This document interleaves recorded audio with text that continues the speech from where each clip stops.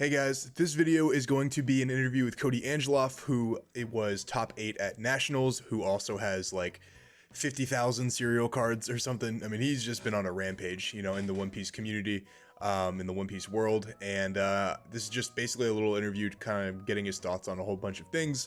I found that in this interview, actually, we had a lot of common ground in terms of like the way we think. But there were definitely some things that we disagree on. So be sure to watch all the way through the video. It's gonna be a lot of fun. Shout out to all my Patreon people. Thank you guys so much, and enjoy the video. Alright guys, this is Koty Angeloff. He has been on a freaking tear with Sakazuki for set. I mean, when did you start playing? Set 4? I started playing it at like set 2 pre-release, like okay. a week before. Gotcha. But I've just seen you recently, like from like set, like I think at the end of set 4 to like set 5 and now set 6, just going absolutely crazy with Sakazuki. What do you think about Sakazuki now as opposed to set 5 Sakazuki?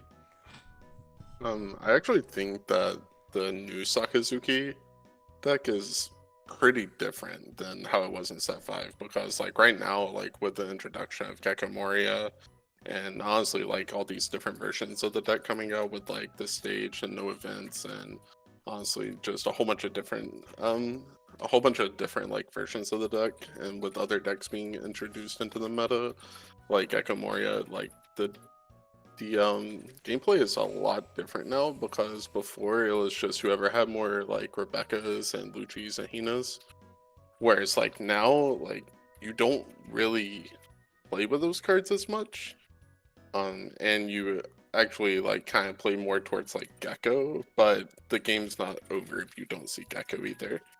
I've So noticed that. like right now I think that the new Sakazuki version caters a lot towards the more conservative players rather than like the aggro players. I'm the same way. So I noticed that a lot of the times when I Gecko, if I don't need to remove something that they have, whether it be in the mirror match or whatever matchup, I've noticed that like if you just get back Rebecca and then like brand new and get 2Ks back, like sometimes that's even better than like popping something and establishing a Luchi, and like just having that extra like little bit of defense. Is that normally how you play? Like, are you more of a conservative player, or are you more like, do you prefer the old way of playing?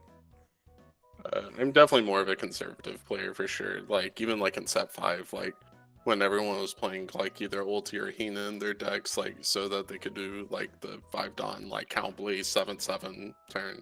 I wasn't playing either of those. I was playing Pilaf instead, just because I wanted to like grind the game out a little bit more and then like get extra cards and stuff like that, and more so like not like try to win as fast as possible.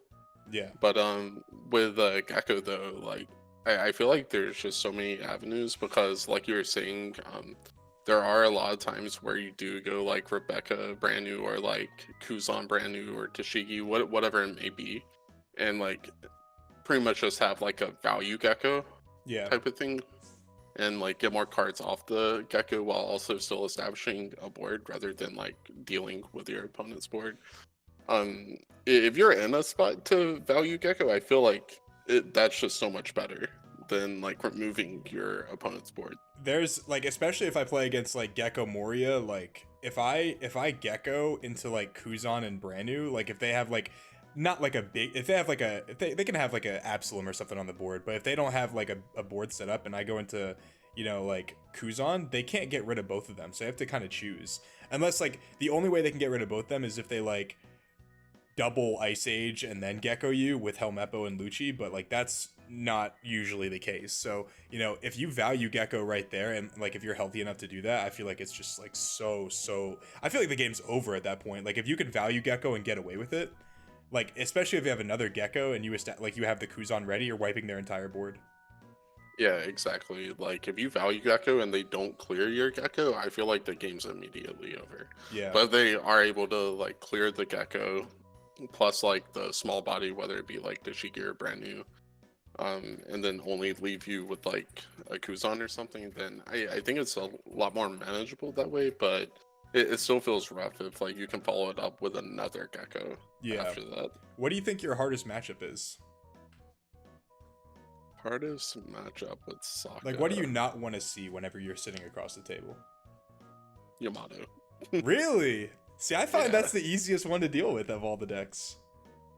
I don't know. Like I feel like Yamato can just outright win. It True. really just comes down. It doesn't matter how you play it all, like how much better you are. Like it all just comes down to like, okay, did you see your blockers or enough 2Ks? Oh, you didn't? Okay, I guess you lose whenever they just drop Hody. Okay, what's your? I think I saw your deck list, but I don't remember specifically. Are you playing anything like spicy? Because I know you got what, first in the regional, and then you got first at the case tournament. Has your deck list changed from the case tournament to the regional, or like what are you just testing out in different stuff? I got 17th at the regional Oh, okay. this past weekend because like I don't know, like there's just stuff that some of the things you can't control. But I've been going back and forth on a lot of ratios. Not so much like the card choices, but the ratios themselves. Like 7 cost Borsalino, the 4 cost Kuzan, 4 cost Borso, stuff like that. Going like back and forth on ratios The Kuzan is between those definitely cards. something that I want to incorporate somehow, just for the mirror match, and then also just yellow, Gecko Moria if they don't get rid of it on curve. Like it's obviously really good. It's just this version of Sokka, like you said, there's a lot of avenues because there's so many different cards that you can play. Like you have people that are not playing any Ice Age and they're playing like the Marineford stage. You have people playing like a heavy like 2 cost event kind of removal deck. And then you have like the standard one with Rebecca Hina Luchi and then Gecko and then just like Ice Age. There's just so many different like avenues of playing, and it's hard to fit in because sometimes if you fit the Kuzans in, you don't have enough to fit like the Sabo in sometimes, or how many Borsalinos do you need to see to have successful matchups like you said into Yamato or Katakuri or something like that. Yeah, it's funny. It's funny that you say that because I'm currently not playing Sabo right now. I want to play Sabo. Yeah, I'm not playing it either right now in the version I'm testing right now, but I have been playing it and it's great. But if I have Sabo, I can't fit in other cards that I want to fit in there. Yeah, like I mean, I feel like that's like a big thing like coming from Yu-Gi-Oh is like understanding like where you can actually cut cards and incorporate other cards. Yeah. Because with Yu-Gi-Oh there's only 40 cards in a deck and playsets are 3 ofs and everything's like generic for the most part. So like being able to like fit cards into lists when you realistically don't need like 4 of maybe like a 2 or a 3 of, for instance. I think that helps a lot. Because like for instance, right now I'm only playing 2 Rob Luchi in my list. Interesting. Which a lot of people would say, oh, you have to play 4 of that card. Maybe 3, but like you have to like you can't go lower than that, So why are you playing only 2 of them? Because me, when I tried cutting it down to 3 and I wasn't seeing it enough, especially, I mean, I'm sure you play Blue Tashigi. I'm not personally a fan of Blue Tashigi. So, if you bottom deck 1 or 2 of the Luchis, I feel like you're just never going to see your KO stuff. It goes back to like incorporating other cards because like I cut the Luchis for more of the events. Oh, gotcha. That are pretty much the same thing as Rob Luchi, but it does a little bit more. And it combos with Gecko a lot better. Now. Especially on 10 Dawn too. If you have the Rebecca into Helmeppo Hina, it's absolutely insane. I saw that play. Did you watch the No Heroes finals? I did not. Oh man, like the dude, I can't remember his name. I apologize if you're watching this video, but he did like the fucking sickest play. It was so risky, but is that the Europe one? Yeah, that's the European one. Oh yeah, where Giovanni was playing the stage version. Yeah, that's the stage version. Yeah, but he could have gone for game, but if the guy had like 2 2Ks and a 1K or an Ice Age trigger, then he wins. So he played Gecko. He had 1 card in hand. It was Gecko, and then he played Gecko. Obviously did the whole combo with Marineford, and then Rebecca. Helmeppo, all that, and then bottom deck his only 2 characters, and he had 1 life left. So he literally just like won the game straight up from there. I thought it was insane. Like when it works, it works. Yeah, 100%. Like that's the cool thing about Gecko too, because like you have like 10 to 20 different options you can always do with the Gecko. Too many combinations. What do you think about so I want you to put me in my place here. I don't play the Blue Tashigi. Am I smoking crack? Yeah, Yeah, 100%. You guys heard it here. Like I only play 2 or 3 brand new right now, I think. Interesting. Why is that? I want to get your your honest feedback on that. Like what does the blue Tashigi do that the brand new doesn't? It searches 2 cards deeper. It's just a better target off of Moria. That's the only reason. You think so? But my Yeah. problem is it doesn't fuel your trash. And then it doesn't search for the cards that you really want. Like you said, like the 3, in my opinion, like some of the most important cards in the deck are still Rebecca, Luchi and Gecko. So when you're not able to search those 3 cards and you have a chance of bottom decking them because you are searching 2 cards deeper, that's the only thing that's holding me up. Because I was obviously playing 4 and I was like, all right, let me play 2. And I was like, all right, let me try none. And none feels pretty good. I don't know. I mean, obviously you have a lot more success in the competitive scene than I do, but I actually haven't played in a tournament for Set 6 yet. But yeah, like so your reasoning is because you'll like bottom deck them, right? yeah. Okay, so literally on the other side of the coin is like, okay, what if you hit 5 cards that aren't those and you bottom deck those to get closer? That's very true. So what happens when you bottom deck your like a Gecko or 2 and you just like of course you said the game's not over if you don't see Gecko, but it does feel pretty it does feel not favored if they Gecko and you don't. So what are your thoughts on that? Oh, yeah. Is that just like sure. is that like you just gotta if it happens type thing? Yeah, it like if it does happen, then you pretty much just have to change your game plan and like reconsider what your win con is going to be for that game.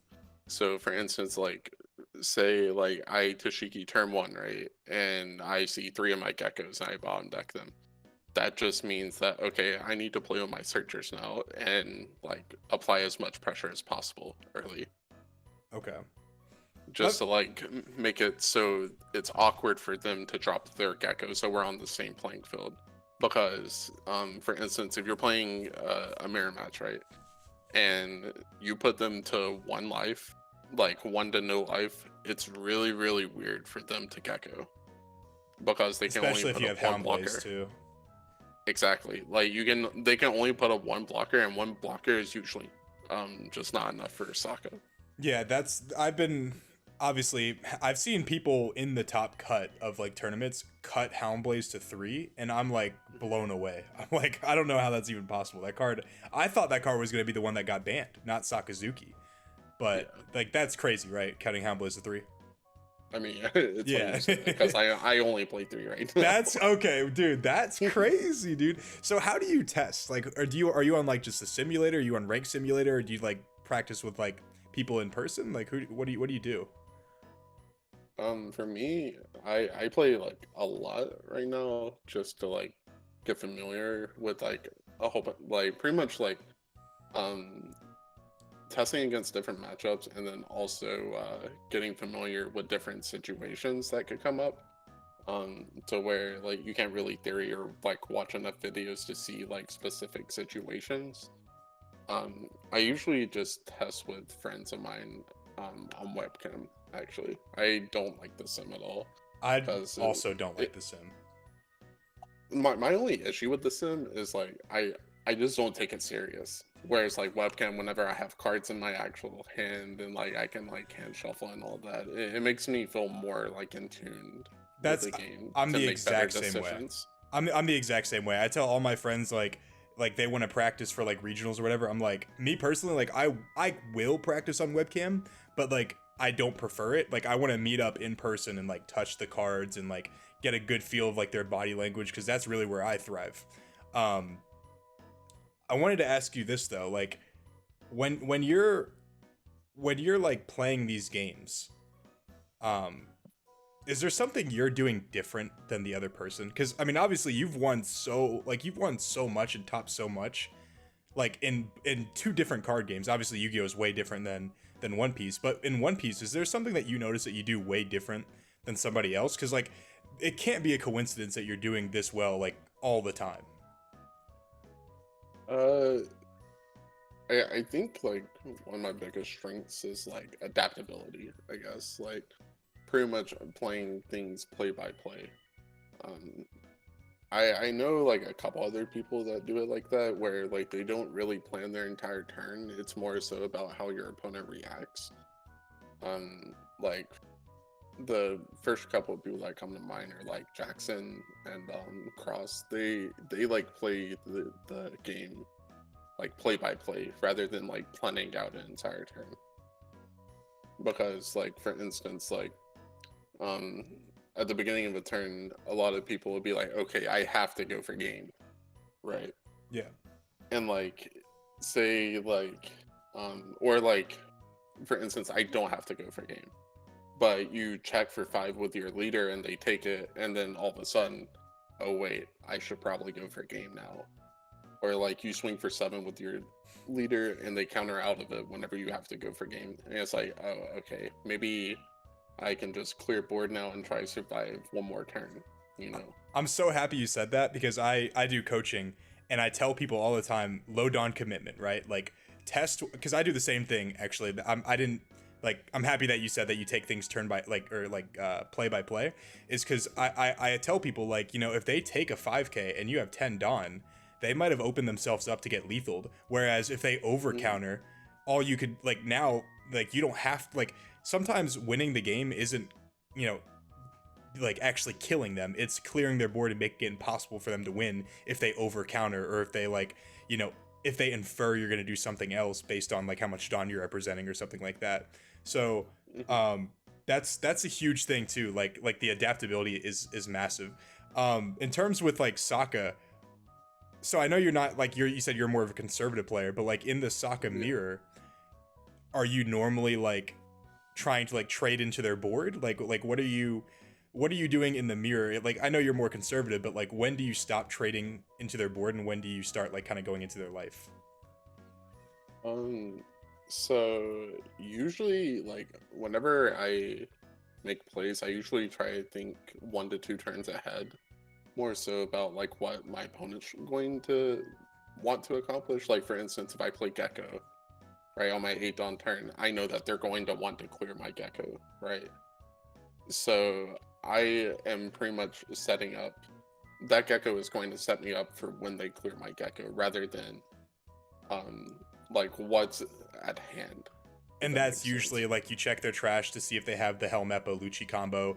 If they don't, maybe you play Kuzan. If they do, maybe you play Borsalino. Is that kind of the thought process? Yeah, for the most part. Like I like to pretty much, I guess my biggest strength is like pretty much forcing my opponents into like uncomfortable spots to where I get them to try to go for game before me. I love that. I love that. And you usually do that by like taking hits that you know you can take, and then like, you know, you're like, oh, like they're like, oh, I'm gonna surprise them with the Hound Blaze, and then you have like 5 2Ks in hand. Like that's something you would do. Yeah, like for instance, mind games is probably my biggest strength. All because like that transferred over from Yu-Gi-Oh, Yeah. because that's a big thing there. Like for instance, at the regional this past weekend, I was playing a mirror match. I think I think it was a mirror.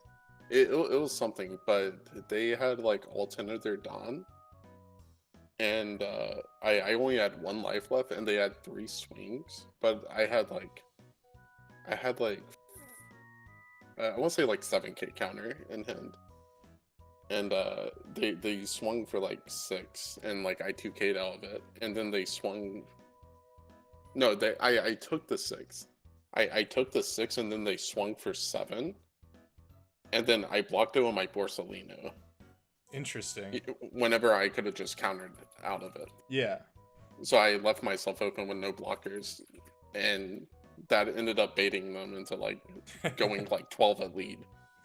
What's funny, And then I just counted out and just killed him on the clapback. I love that. Actually, I did the same exact thing in my I got a 24th at the last big event I played in set 5. I played against a purple Luffy like round, I think it was like round 8, and I had like I took a life when I only had like 3 or 4 cards in hand, but they were all 2Ks.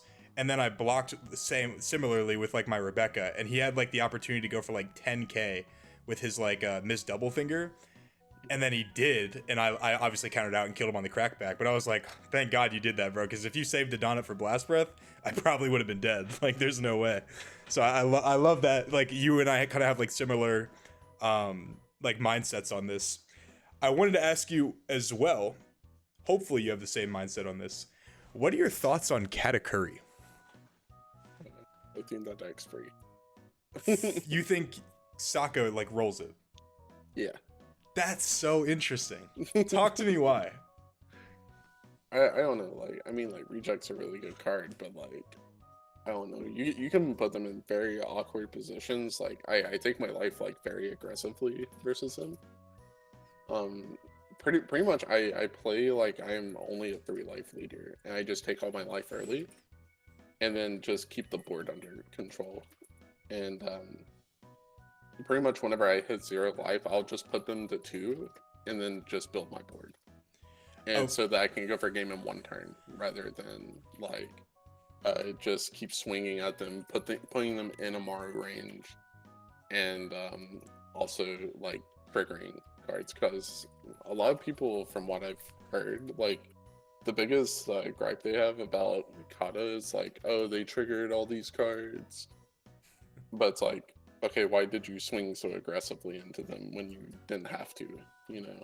Interesting. So you don't think it, like, in the early game, you don't attack that aggressively into them every time you get the chance? Like, if you, like, you don't attack with your leader into them? No, I'll swing 5s. Yeah. And, like, if I see that they're countering aggressively, I'll swing more at them. Because they're countering so aggressively, but I won't put them below, like, if I have 1 or more life, I won't put them below 3 life, because the reject can just put them in a Mara range. Pretty much whenever I turn off the reject, I'll put them to 2 life then. Okay. So my thing is, like, the what I've always said, and it seems like you obviously think way different, is like Katakuri is a deck that, like, I know how to beat. It's just, do you have the cards to beat them? Because, like, they could just roll you. Like I played against this dude one time who just triggered like 4 trigger bodies, like, back to back to back, and there was just nothing I could do. And like for me, you have to put them within, like, some type of, like, some semblance of, like, lethal range, at least, like, in the, like, mid to, like, late parts of the game. Like you said, like, keep them at, like, anywhere from, like, 2 to 3 depending on, like, your board state.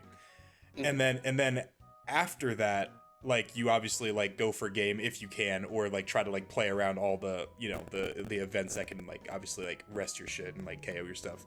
But it seems like some, like half the time Kata just has the stuff and you just don't have, like, what it takes to deal with it. Is that, like, you think I'm just playing it wrong, or do you think that they're just, like, high rolling, or a little bit of both? Like, what do you think about that?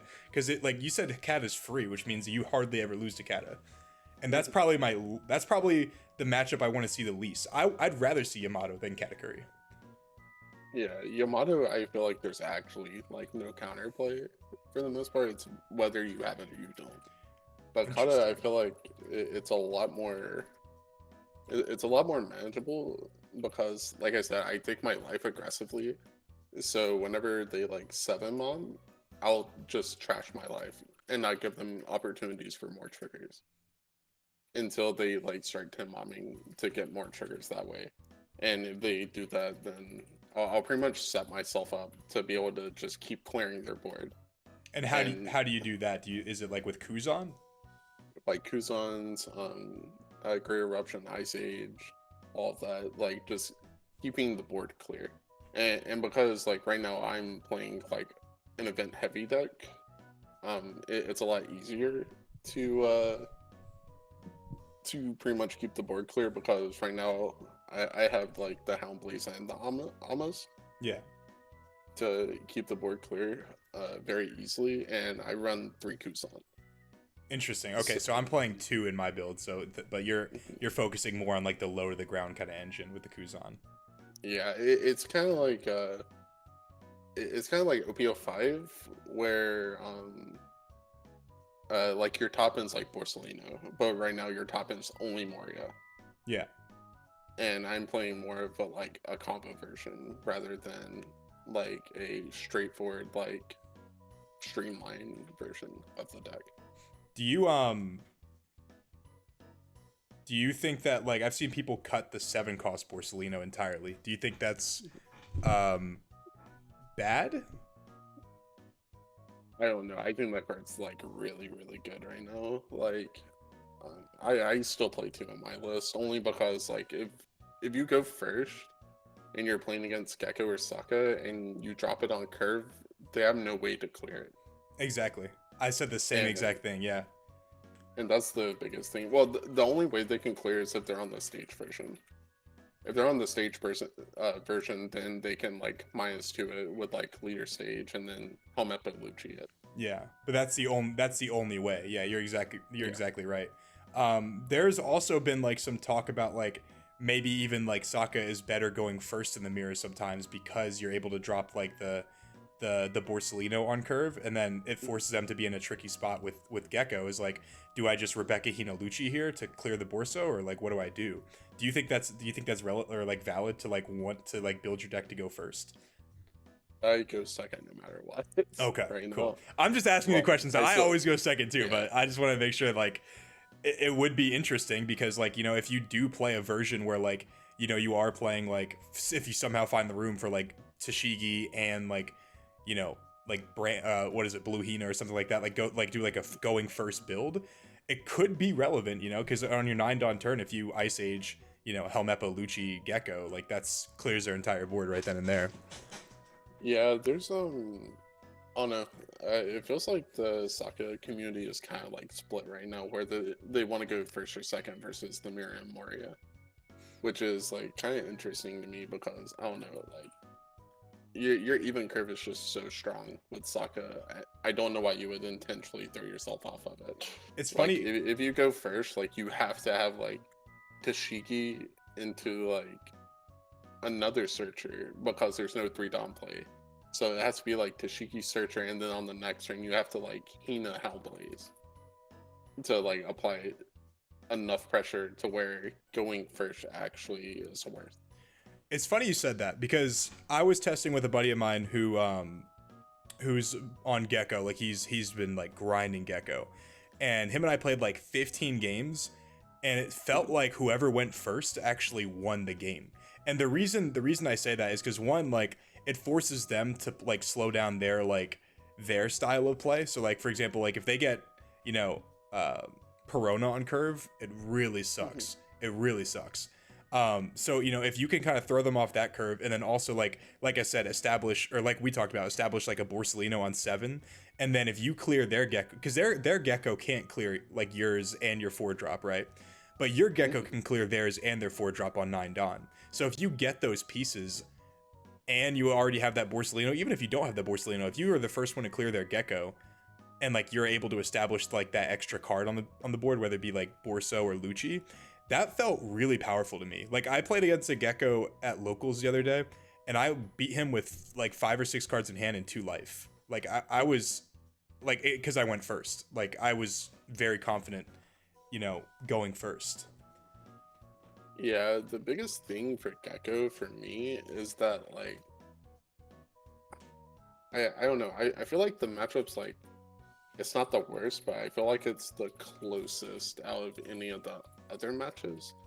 Like I feel like if you put like literally the same tier of like Sokka and Gecko player against each other, like the Sokka player will win like 50 times out of 100. Yeah. But it really just comes down to draws. That's like the biggest thing. Like, yeah, Perona sucks, but I feel like I'm only like I don't like it only whenever they do it like 3 times. Bro, when they do that, it feels like there's nothing you can do. Like if they like even double Perona, feels like it feels bad. It feels like damn, like I can't counter anything anymore because I just have nothing in my hand. Yeah, I mean, I also don't mind going low against Gecko as well. Yeah. Do you usually counter out of that first attack? I was watching the grand finals in Europe, and they kept taking the 6 at life, and then even with the Perona discard, they would take it. And I was like, that's interesting, because I've been trying out versions where like I don't take it and versions where I do take it. It feels bad sometimes, either way, because if they have the second one, like you said, or even a third one, like taking it feels fucking terrible. Oh no, I think going down to one life it isn't that bad at all. Only because Borsalino, they literally have no outs to it unless for some reason they're playing the 6-cost Brook. So like if they have no outs to it, you can pretty much count like your Borsalino as an extra life. You can kind of think of it that way, so you can aggressively take your life. So like if you have 1 life but you have a Borsa blocker, it's pretty much you have 2 life. And also even in that regard. Yeah, like also like even if they do have the Brook, it's 6 Dawn to kill it, you know, which is you know, like if you can't counter out of like a 2 7s or a 9 at the end of the game, it's kind of on you.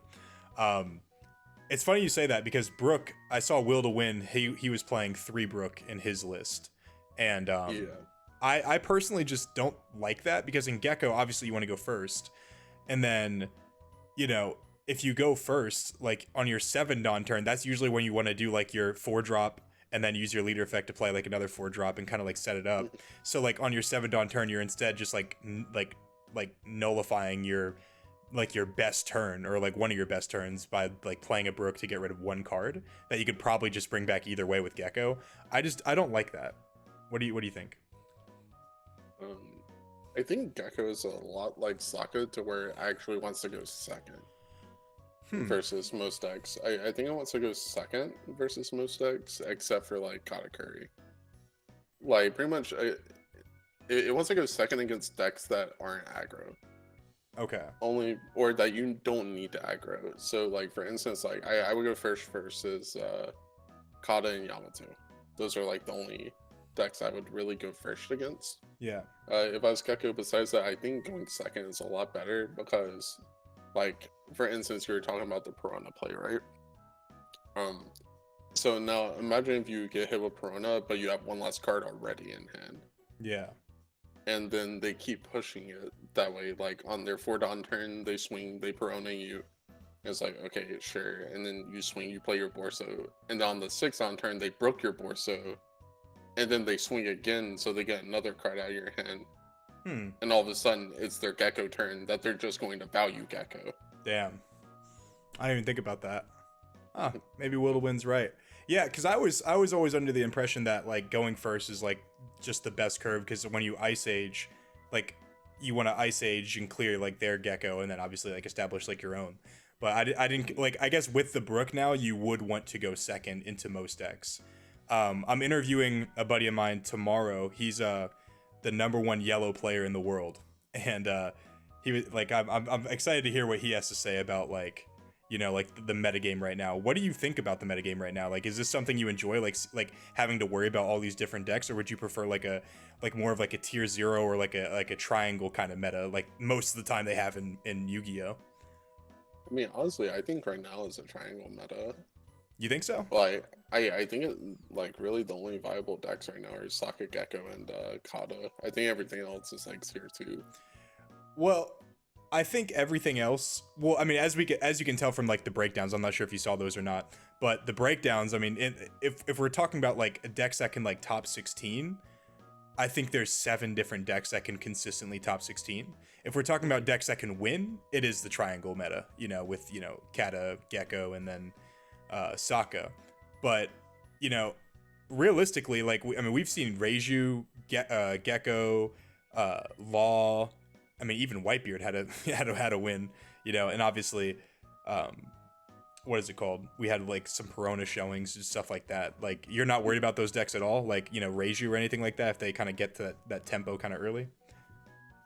Oh, I think the Raju matchup's free as well. I also no, like I don't really struggle too much into Raju, but one of my buddies who's like really good like on the rank simulator, like he's like one of the highest ranks on the rank simulator, was talking. He texted me the other day and was like, "How do you beat Raju?" Because I feel like I just like always like they have 4 life by the time I lose, and I'm like, that shouldn't happen. Like if you Houndblaze their Red Ranger, like the 7K, like you pretty much just like win right then and there. Because they can't deal with your Gecko at all. Like, there's nothing they can do to deal with the Gecko. Yeah. And once you establish that, it's just like, okay, now you're on a clock. I'm not on a clock. You're on the clock. You know? Yeah. like pretty much against Raju, you just have to like play a little bit safer and like counter a little bit more aggressively than you normally would. Yeah. Because by your Gecko turn, you need to have like 2 to 3 Dawn. Or 2 to 3 And life. yeah, 2 to 3 life, and then pretty much only take like the 7Ks from GG. Yeah. And pretty much hard mulligan for like cards to bot deck the GG. That's like the biggest thing. It's funny you said that because I texted him that. I was like, if you hard mulligan for Ice Age and Houndblaze, or like even the light sword, the Ama event or whatever, like you just win that matchup. Like there's nothing they can do. So I'm happy you said that because I was like, I don't know if I'm smoking, but like I don't have a problem with Reiju. But I guess we're just different because you have a problem with Yamato. I have a problem with Katakuri. We have a slight yellow problem, in my opinion. Yeah. I mean, like with Yamato, like the only reason why I say that about Yamato is because it's not up to the player. It's literally just how you draw. It feels like. That's what I feel about unless they're playing Fortress. I feel like the Fortress deck is like the freest. Bro, the freest thank you, bro. I literally was talking to someone about that the other day. I was like, if you're playing Sokka and you see that they're not playing like the Sky Island like aggro package, you literally win automatically. Like there's no way that they can kill you because their deck is designed, like in theory, to kill you as fast as possible. And when they're slowing down the game, you better like they can't kill you because you're gonna keep recycling Rebecca and Brand-New off of your Gecko. Like you don't even need to kill their stuff because like theirs is like usually either dead by battle or it's easily Houndblazed, and you're just constantly looping Rebecca. Like I feel like that. Yeah, I feel like Fortress is like so free. Yeah, it's more so the Wano version that is a problem for Sokka because like you have to like have a blocker on board every single turn. It feels like, and then not go so low that whenever they hit their Hody turn, that you just like can't do anything about it. Yeah.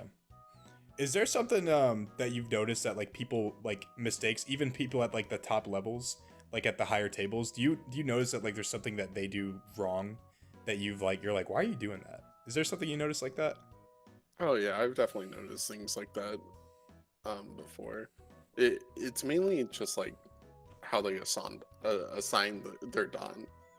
That's literally like the hardest part about One Piece is how to like correctly like assign Dawn, Or like sequencing in general. Yeah, like pretty much that's like the biggest thing. Because like you would think it's easy, but every single interaction is different almost. Yeah. Because like most people will just inherently think, okay, I just need to swing 7. But for me, like I'll swing like 6 at times that people are like, why would you do that? And then they take their life and it's like, oh, okay. You know what's so funny is I don't mean to interrupt you, but I was watching the No Hero stream on YouTube, or I'm sorry, on Twitch, because I gave them like my Prime sub to watch it. And the commentator, the guy swung 2 6s, the Gecko Moria player. He was like, why do you swing 2 6s instead of 7 and 5? And I was like, it's always in the early game, in the mid game, it's so much better to swing 2 6s because, especially against Sakazuki, they only play 8 2Ks. So if you're constantly getting 2Ks out of their hand, at the end of the game, when you go 7-5, they're probably not going to have a 2K. And even if they do, they don't have that many, and you're warranting 3 cards now. Whereas if you go 7, I'm going to just take the 7 and counter out of the 5 and give you a 1K. Like, I see people do that all the time. Like a mistake that I always see too, like even when I'm like in like the higher like levels of like tournament play, is like when I attack for 5K and they give me a 2K, and I see people like, or like I'm not gonna attack you for 6K now because I can attack you for 5K and have the same result. You know what I'm saying? Like, like people like, I think the hardest thing that people mess up on with One Piece is like reading the game state and like understanding like everything that the opponent does gives you some type of insight as to what's in their hand, like what they counter with. If they give me a 2K instead of a 1K, they either don't have a 1K or they don't want to give it to me. I'm gonna either force them to give it to me or I'm gonna, make them take a bunch of life. Or, what they cycle with Sokka. Okay, you cycle Houndblaze, you probably have another one, or you probably have Hella removal and not enough cost reduction. It's just like simple stuff like that. I feel like people mess up with that a lot. Oh yeah, 100%. But like you also have to think that a lot of the One Piece players came from no other card game as well. which is like a big thing. So this is like a foreign like environment to them, whereas like people that have come from other card games, no matter like what the card game is, like reading other people like at like a high level is actually very important and something that you need to have. It's the game within the game. Well. Yeah.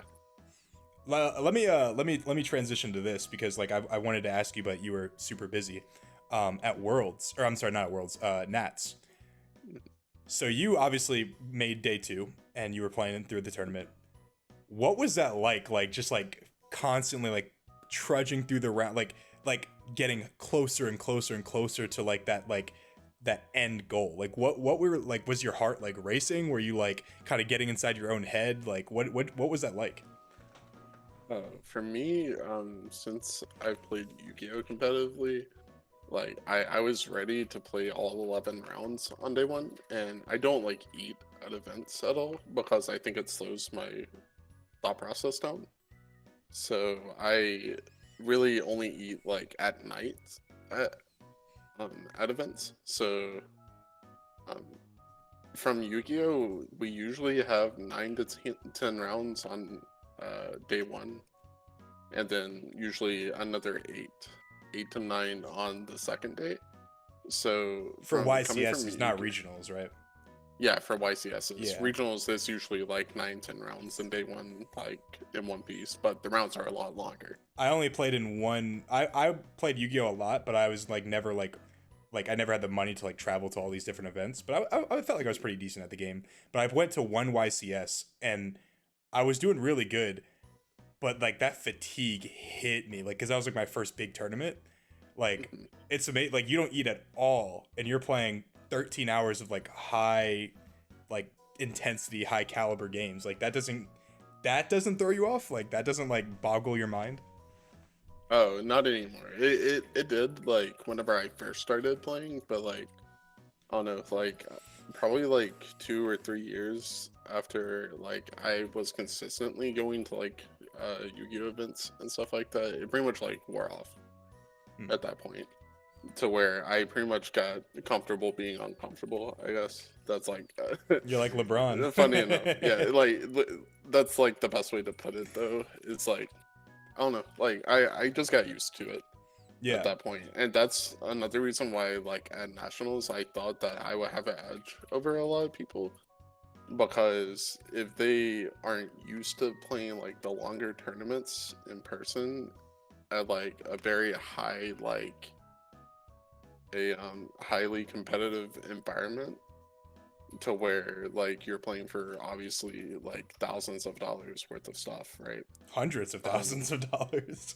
Yeah, exactly. Yeah. Like that can definitely start messing with people. And but you start helped a lot. You start hearing their stomach growling. You're like, getting hungry, pussy. Yeah, exactly. But for me, like I just played like how I normally play, like very level-headed, very very thoughtful whenever I was going through all my plays. It's funny that you say that as well, is because like the earlier rounds is usually when I have the hardest problem. Really? Like getting into it, yeah, because like I haven't like played any games, like I haven't played round 1 at a tournament yet. So it's more so like after like the first or second round, I'm usually like just in the zone after that, no matter what happens. But the first like 1 or 2 rounds, like it's like, okay, I'm actually here, like I flew all this way to do this that I'm doing right now. That's like more so like where I can see mistakes, because like even at Nats, like I tried to Helmblaze at 3 cost against Sunel. I'm just like, oh my god, oh my, what am I doing? I still won the game, but like it was just like a small mistake like that. You had to BM a little bit.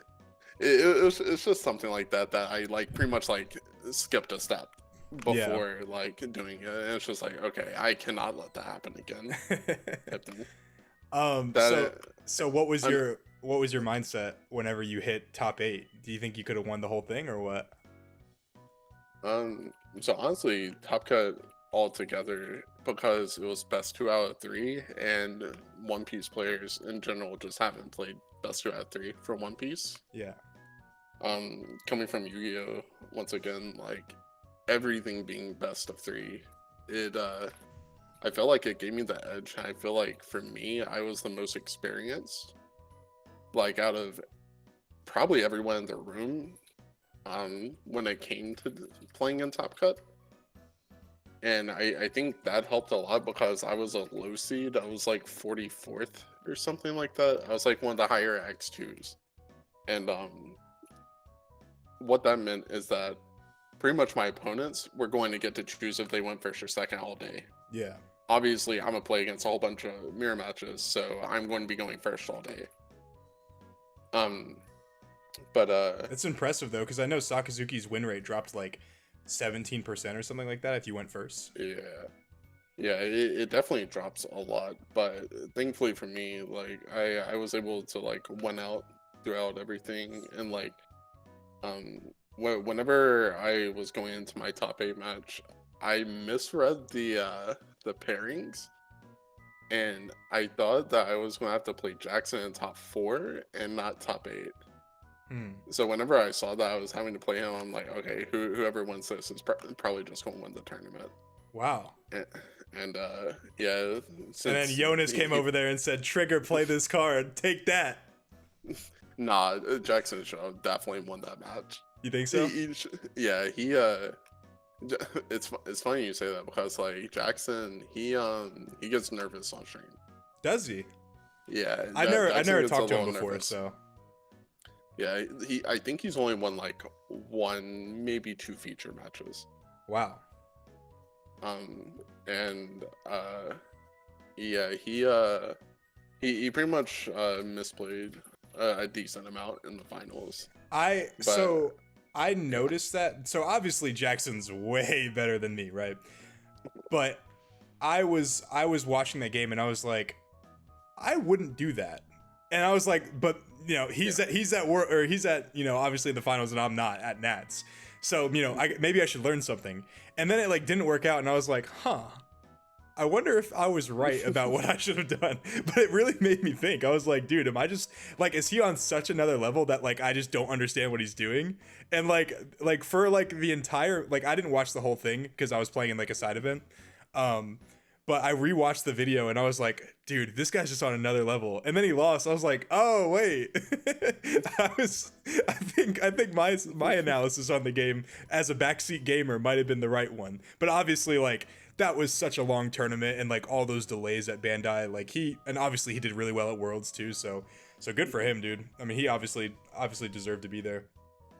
Yeah, it also didn't help that like he was like my testing partner going into Nats. Yeah. So like we knew, like we had played the matchup like 100 times by that point, and like we knew everyone's like each other's list and all that and how each other played, and yeah, it really just came down to like draws and like the chances that we had to take. But yeah, him being first, him being 4th or 5th seed after Swiss and getting to choose the turn order, I think that's what actually won him the match against me. I mean, probably. I mean, when you're so close. I was talking to my buddy Hasm about this. I don't know if you know Hasm or not. Do you know Hasm? He was second at the case tournament that you played in. I think so, yeah. I think I played him at Nats actually. Okay. Like round 6 or 7 or something. I think he did mention that. I think he said he did play you. But I was talking to him about this. I was like, once you're so good, like there's not really much of a difference between like if you're in like the 99 percentile, like the difference between you and like even the best player in the world is like so minuscule. It comes to draws. Do you agree with that? To an extent, 100%. Yeah. Or like just dice roll too, you know, because like there's I was like, because I test a lot with like some people at my locals who I think are really good, and like there's nothing that I do that is going to surprise them, you know, and there's nothing that they're going to do that's going to surprise me.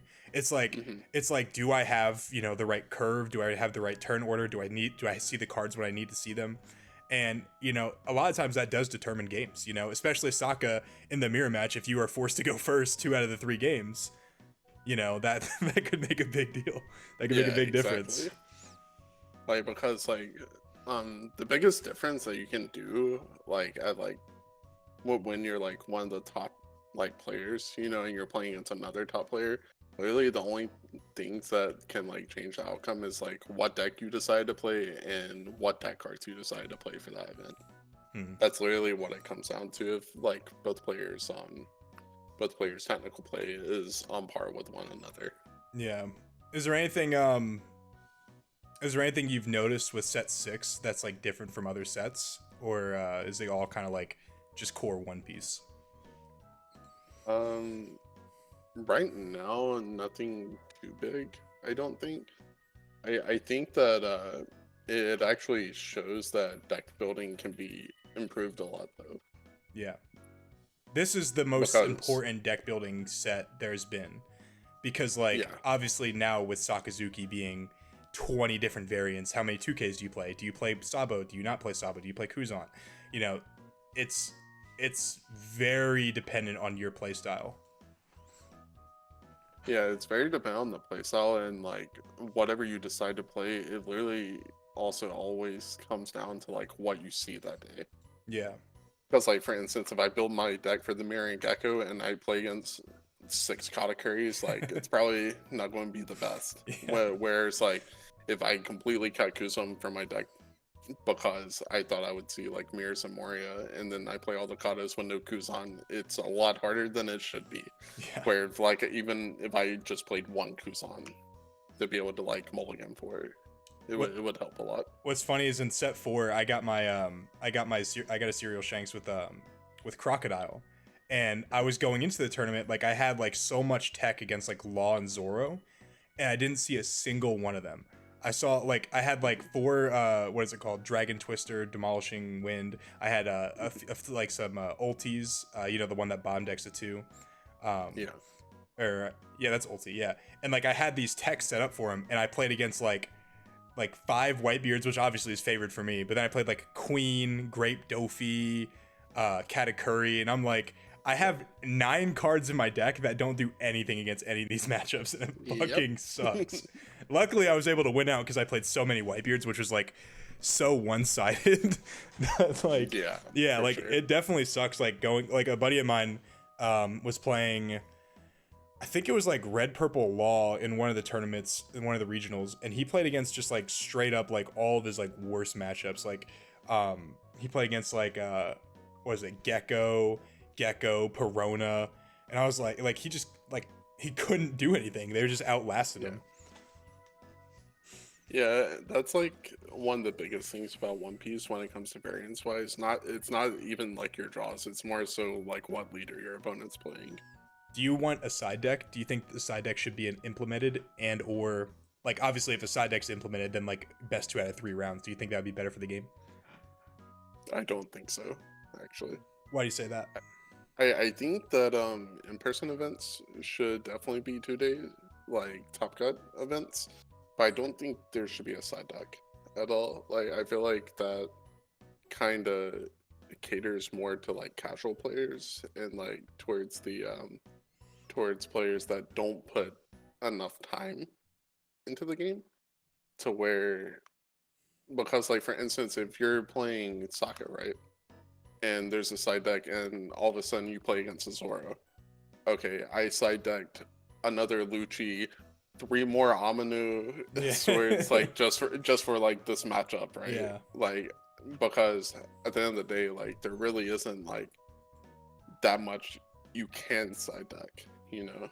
Well, at least not right now. It would be like 5 cards. It would be like 5 to 10 cards. Yeah. But like, I do think that in-person events though for Top Cut should definitely be 2 out of 3, because there can definitely be games where you just lose like a random game because like you bricked, and then all of a sudden you're just out of the tournament. I was telling somebody that too. Like, but best of 3 is like it will actually mean that like 99 times out of 100, like the best player will advance. Yeah. No, I like that too. Like I don't think top 32 should be Top Cut, but I think like top 16 should probably be like best 2 out of 3. In that situation, like, you know, top 32 is best of 1, like that whole you know, that whole bracket, and then once you move to top 16, that should be top cut. I was saying this too, like, you know, like you said, there isn't a whole lot of cards because like the card pool just isn't like diverse enough yet. But a lot of times, like, because the meta is so like, it's usually so confined, right? Like right now is probably the largest like meta spread you'll see with Yamato, Gecko, Reiju, Cat, you know, all those decks that we already talked about. But in the past 5 sets, it wasn't like that. It was like, you know, I'm deck building. I might see like 1 or 2 like rogue decks, but like usually if I saw like if I have like these like 1 or 2 cards in my deck and I see them, I should be okay, right? Like if you play against like if you play against Whitebeard, it's like, okay, I didn't expect to play against Whitebeard, but I have enough cards in my deck to deal with it. And then obviously you have the rest of your cards dedicated to like Enel and then like Sakazuki, for example. I always have been under the impression that like best 2 out of 3 catered more towards like, or I'm sorry, the side decks cater more towards like the meta decks just get even better, because like if you can't catch them off guard, like you can catch them off guard round 1 or like in best of ones because you're playing a card that like they might not know, but once they see you're playing like a troll leader that obviously counters them. And they obviously have, if the best players are gonna have knowledge, like, okay, this deck is like fucking stupid, and they're gonna like someone's gonna try to cheese me with it. They're gonna have cards in their side deck to fix it, and then they're just gonna win the next 2 games, pretty easily. So I also agree that there shouldn't be a side deck, but I do agree that there should be best 2 out of 3 in the top cut, and also there shouldn't be a time limit with them either. Or maybe if there was a time limit, it'd be like an hour and like 15 minutes, because like soccer mirrors can take forever, dude. Yeah, I think they should definitely not make it an hour. I think it should be a little bit more, like enough for 2 games. Yeah. So like an hour 10 minutes. Like I think that would be fine. Hour 10, hour 20 minutes roughly. Yeah. But it's funny that you said that as well, because like at Nats, Jackson played the Red Purple Luffy player in top 4, and he lost game 1. Because of Thunder Bagua, which no other Luffy lists were playing at the time. But it gave Red Purple Luffy such a good matchup against Sokka because of that, to where Jackson actually like started playing the game, playing around the Thunder Bagua that he saw game 1, to where it made it so he was able to win. Yeah. Pretty much because he knew that was in the list at that point. Yeah, like Thunder Bagua, Fire Fist, I think he played too. Yeah, he did. He played 4 Bagua because of just being able to ramp early. It changed it so much to where Jackson wasn't swinging early at that point. That's interesting. Because he didn't want to ramp the Red Purple Luffy so far ahead of him, to where like the game just gets out of control.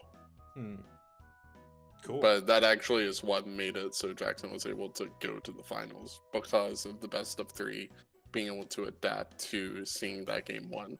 Yeah, I think a lot of the underdogs, like in terms of like the non-meta decks that you would expect, did win like game 1. Didn't the Zora player win game 1 too? Who was in top 4?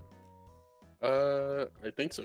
Yeah. I think he did take game 1 from Jonas. Yeah. So like, that's just like, could you imagine like if it was just like best of 1, it'd be like Red Purple Luffy versus like Zoro in the finals? Like that'd be so weird, dude. Yeah. That'd be so weird.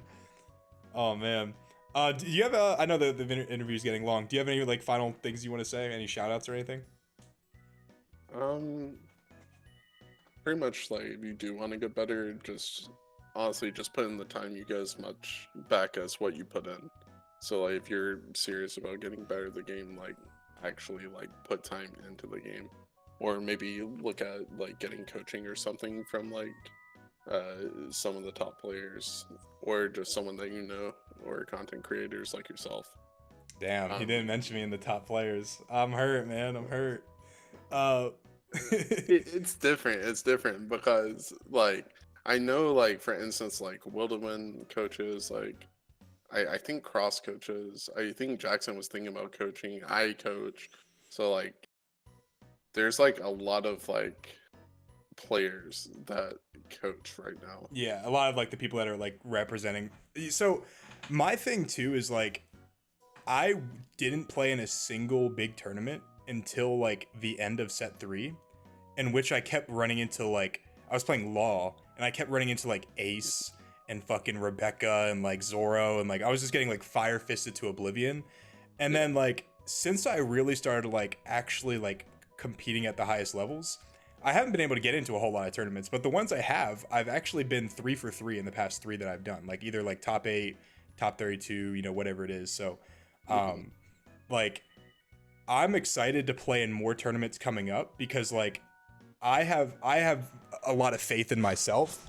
It's just like my name's probably not recognized in like the higher tables because I just don't like play in a lot of big tournaments because I just can't get into them. Like it's always sold out in 5 seconds. And then obviously like waitlist is sometimes not available. So I'm excited. Yeah. I'm in like 4, I think, different regionals coming up. And if things go well, you might be able to, you might recognize my name up there, you know? It's so funny that you say that because like I haven't been able to get into tournaments either. Like this past weekend, I think was only like my 4th tournament. Really? Like online, like maybe 3rd. Like ever or third in online. set 6? Like online. Oh, okay. In general. Okay. Like I've only been able to get into like in-person tournaments. Yeah, and you just usually show up and like they just have room, right? Yeah, exactly. Like I've only actually gotten to one of them. The others that I've went to, like I've just had a wait list into. That's exactly what I've done pretty much my entire time playing One Piece. And that's why like I didn't get my Nats invite because like I only played in 1 regional. I played in a bunch of treasure cups and I did decent in those. And I played in 1 regional and I got fucking fire fisted to oblivion. And I was like, all right, I hate this game. But yeah, dude, like getting into tournaments is definitely a problem. But luckily Bandai has already made an announcement that like they will be easier to get into in the future. So I'm glad that they're able to like get the local stores involved in that. I'm curious how that's going to work out, but I think it'll be for the better. Yeah, cuz like, you know, if some guy like gets his Nats invite from like a 8-person locals, like and gets his like serial shags like, yo, like my matchups were like Blurple Kaido and like Magellan. I'm like, all right, bro. Like that would be cool if like that actually starts. Yeah. But yeah, like I don't know. It's hard though. Like literally the hardest part about One Piece is getting into the events. Yeah, that is that. At least I think literally that's the hardest part about One Piece. Swear to God, actually dude. being able to play One Piece. I'd probably have like at least like 1 more serial card if I've been able to like play in like as many events as I've seen like other people like play in. Like I don't know how, but Will the Win gets in like every single one of them, bro. Like I've never seen someone play in so many tournaments in my life. Like he's able to get into every online event, obviously like every like in-person event. Those are usually easier to get into. But I'm like I was talking to a buddy of mine and I was like, Will the Win's a great player, right? He is so good. He's really, really good. But like the reason he's so well known partially, like at least like a tiny percent, is because he's played in like 1,000 of the tournaments. You know, like eventually the volume, if you're a good player, the volume's really going to translate. So yeah, we definitely hopefully are going to get that fixed. Yeah, like thankfully for me, like I was able to get into like all the treasure cups and regionals like for the next 2 months. Wow. I don't know how I did it, but That's I was amazing. able to get into it. So I have like an event every single weekend until like May. I'm gonna try to sign up on the wait list, but I completely missed out on it. I'm signed up for there's like a Virginia like test regionals that I'm going to next week. Yeah. And I'm going to Arlington, I'm going to Kissimmee, and I think those are the only ones that I'm in right now. But hopefully like I'll be able to get into like those side events like you said, or like the waitlist ones. But yeah, I at this point, like I feel like even if I don't get into the like in-person events, I'm still going to fly to them and just try to waitlist, just because of like how much like money you can make. Oh yeah, I mean you want to pretty much get the flight for free. I mean you win, especially my website is like I said is launching on Monday, and we're gonna have discounts for everyone for like hotels that are close to the tournament. Also, we're going to try to do like discounts on like flights and stuff like that. We're just going to get in contact with obviously those people. Those are usually hard to get into, but or like the people that are hard to contact. But, you know, like you said, like especially now that like you're going to get discounts through my website, you know, if you go into that tournament and you get a top 8, you get a $5,000 Shanks, you get, you know, the three, like the top 64, the top 32, top 16, like those are like, you know, at least like $3 to, you know, $1,000 a piece. If you sell those, like that's massive, you know, like on top of like the winner boxes, if you stay like the extra day, you know, if you play in like, I remember in the Orlando regional, I played in like 8 winner boxes and I won like 5 of them. So like I paid, you know, I paid $80 for 5 boxes. It was sweet. Yeah, and like honestly, like right now the pricing too, like you get the Shanks and the Luffy, which are pretty much like the same value, if not like it's like 10,000 just for your top 8, and that's not even thinking about everything else that you get, like the law, the kid, the finalist packs, all that. What's crazy is do you know how expensive? So I had a Treasure Cup Zoro, and I sold it for like 1,500 because it was like 2,000 on TCG, dude. It's like $6 grand. Yeah. Damn. I still have my Treasure Cup Queen though, and I got a Nats top player pack, a killer for winning one of the side events or getting second in the side event, and those are like a couple thousand each. So I'm hoping to sell those. If you guys are watching this video and want to buy them, please hit me up, bro. I'm dying to sell them, man. If you need more, let me know, because I still have all my stuff from Nats. Cool, man. Thanks so much for taking the time to do this interview with me. I think this was super insightful, and just it was cool, like actually talking to you without, you know, you having to go do other shit. So. Yeah, for sure. It was a good time. Thanks for having me on. Thanks, man. Tell Moria I said hi too. Will do. Cool. All right, guys. Peace.